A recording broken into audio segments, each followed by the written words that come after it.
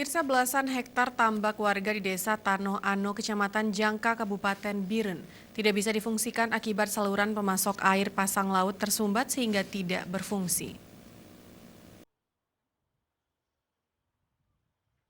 Sekitar 15 hektar lebih tambak milik warga Desa Tanoh Ano, Kecamatan Jangka tersebut sudah bertahun-tahun tidak difungsikan karena tidak bisa dialiri air laut, sehingga tambak tidak bisa difungsikan untuk dibudidayakan udang dan ikan.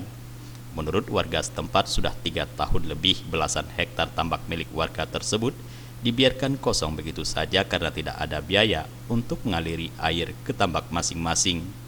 Para petani tambak berharap kepada pemerintah Kabupaten Biren serta dinas terkait untuk melakukan normalisasi sejumlah saluran yang sudah tersumbat dan tidak bisa difungsikan lagi agar mereka bisa menggarap kembali tambak mereka yang sudah terbengkalai selama ini.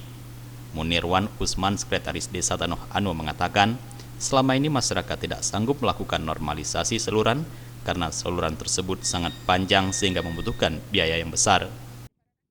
Sekali menyangkut dengan saluran, karena saluran yang daerah sini, terutama yang sebelah timur Desa Tanoh Ano, umumnya saluran udah nggak berfungsi, udah dangkal.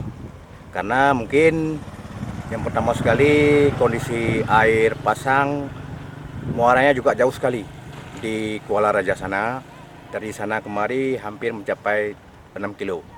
Jadi biasanya kalau air pasang 30 atau pasang purnama itu paling 2 hari.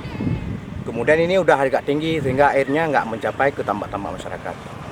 Untuk mengairi tambak, karena di tambak itu kan ada bandeng, udang. Sekarang dengan tidak berfungsinya saluran itu sehingga masyarakat terkendala. Yang pertama sekali kalau suasana seperti hari ini panas. Jadi kadang-kadang petani tambak biasanya air udah keruh, nggak bagus lagi, nggak bisa diganti. Dari Biren, kontributor Aceh TV melaporkan.